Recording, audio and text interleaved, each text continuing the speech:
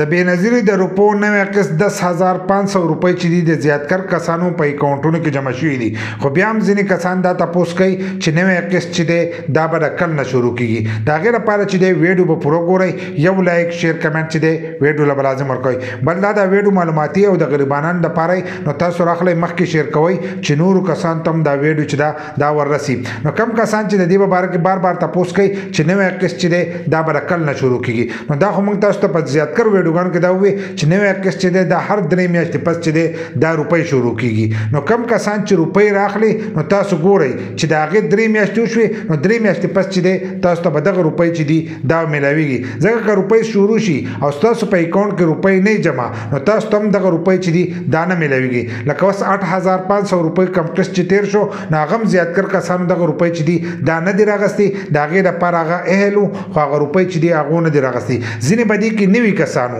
کسانو نو هغو هم خپل شناختي کارت چې دی کتلی دی نو هغو ته ویلي چې ستاسو په اکاونټ کې چې دی دا روپۍ نشته، او دلته کې هغو ته اهل ښایي میسج ورته هم راغلی چې د دې دپاره تاسو اهل یې، خو هلته کې ورته هغو ویلي چې ستاسو په اکاونټ کې دا روپۍ چې دی دا نشته. نو دوباره بیا دې د دغه روپو چې دی دا تپوس نه کړی نو دا روپۍ چې دي دا ستاسو په اکاونټ کې جمع کېږي. نو کېدای شي ستاسو په اکاونټ کې هغه روپۍ چې دي 8,500 روپۍ چې دي دا وس جمع شي. نو کله چې ستاسو په اکاونټ کې دا روپۍ جمع شي نو تاسو ته هلو دغه روپۍ چې دي دا میلاویږي. نو اوس کم دا نوې قسط چې دی کم کسان چې وایي نوې قسط به کله نه شروع کېږي نو هغې روپۍ چې دي هغه اوس جمع شوي 10,500 روپۍ چې دي دا زیاتکر کسانو ته په اکاونټونو کې جمع شوي دي، خو حالن ساعت چې دی مکمل نه دي شروع شي. لکه په هر ځای کې دا روپۍ چې دي دا نه دي شروع شي نو به د ورځ نیمه کې چې دی دا روپۍ به شروع شي. نو کله چې شروع شي نو تاسو ته به دغه روپۍ چې دي دا میلاویږي. خو کوشش دا کوئ چې روپۍ شروع شي تاسو په هغه ورځ نه ځئ، په هغې کې لږ صبر کوئ، هفته نیمه چې دی دا صبر کوئ چې ستاسو په اکاونټ کې دا روپۍ جمع شي نو د هغې نه وروسته خپلې روپۍ چې دي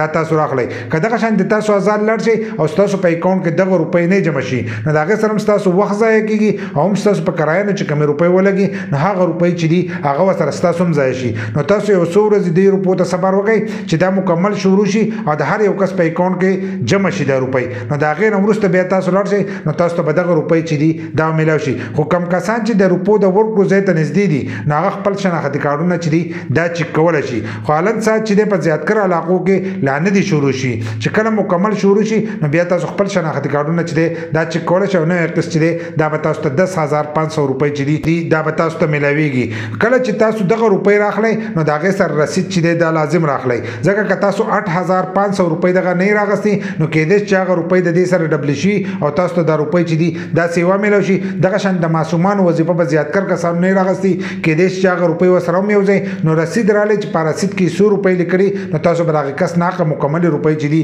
دا به تاسو راخلی. ځکه زیاتکر کسان دا غلطي کوي چې رسید نه راخلي نو هغه تاسو له به خالي یا 10,500 درکړي یا به 8,500 درکړي او باقي روپۍ چې دا به ځان سره دي. نو رسید چې دی د دې لازم تپوس کوئ. بل لا کم کس چې ستاسو نه روپۍ کټ کوي نو د هغه خلاف تاسو شکایت چې دی هغه هم جمع کولی شئ، آنلاین هم جمع کولی شئ او دفتر ته چې لاړ شئ هم تاسو د هغه شکایت چې دی هلته جمع کولی شئ.